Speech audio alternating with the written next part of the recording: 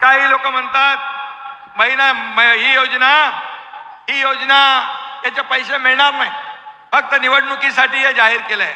मी आपल्याला मगाशी पण सांगितलं, मी आपल्याला शब्द देतो, येत्या 17 तारखेला पुन्हा एकदा सांगतो, तुमच्या खात्यात 2 हप्ते जमा होणार म्हणजे होणार।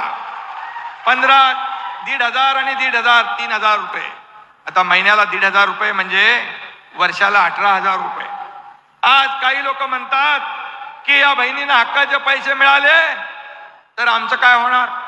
अरे बाबा, तुम्ही 2.5 वर्ष होते तेव्हा का नाही दिलं? तुमच्या हातात होतं, परंतु देण्याची दानत लागते। ते घेणारे होते, आम्ही घेणारे नाही, आम्ही देणारे आहोत, आणि म्हणून आम्ही देतोय।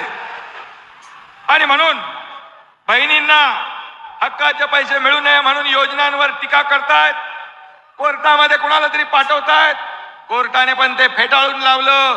माझ्या लाडक्या बहिणींच्या योजनेला स्थगिती कोर्टाने दिली नाही, त्यांचं अपील डिसमिस करून टाकलं। कोर्टाने देखील तुमच्या बहिणींच्या बाजूने निकाल दिला। मी कोर्टाला देखील धन्यवाद देतो। तुम्ही भीक देताय। मला सांगा, एक सर्वसामान्य कुटुंब, ही माझी बहीण एक आपला चरितार्थ चालवते, आपला कुटुंब उदरनिर्वाह करते। आज हे 1,500 रुपये मिळाल्यानंतर ती आपल्या कच्च्या बच्चांसाठी काही खरेदी करेल, कपडे घेईल, मुलांना शिक्षणासाठी साहित्य घेईल। हा पैसा देखील या बाजारात, मार्केटमध्ये गुंतवणूक होत राहील।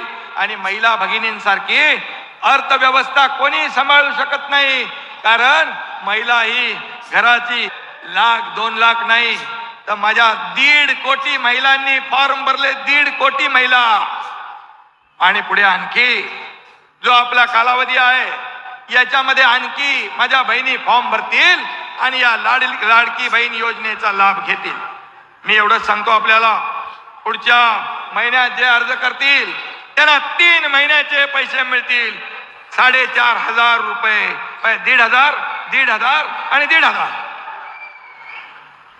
तेव्हा विरोधकांचे डोळे पांढरे होतील। ते जे असं म्हणतात पैसे मिळणार नाही, पैसे मिळणार नाही, पैसे मिळणार नाही, त्यांना चांगल्या तोबाडावर पैसे खात्यात गेल्यावर कळेल। आणि म्हणून मी आपल्याला एवढंच सांगतो की या माझ्या लाडक्या बहिणी बऱ्याच उशिरापासून इथं बसल्या, मी त्यांना मनापासून या ठिकाणी धन्यवाद देतो। खरं म्हणजे योजनेचा लाभ पोहोचवण्यासाठी सरकारी अधिकारी, कलेक्टर, विभागीय आयुक्त, प्रांत, तहसीलदार, BDO सगळ्यांनी मेहनत घेतात। आपल्यातला एकही माणूस वंचित राहता कामा नये, आपली एकही बहीण तिथे वंचित राहता कामा नये लाभापासून। यासाठी माझी सगळ्यांना सूचना की यावर आपण लक्ष द्या।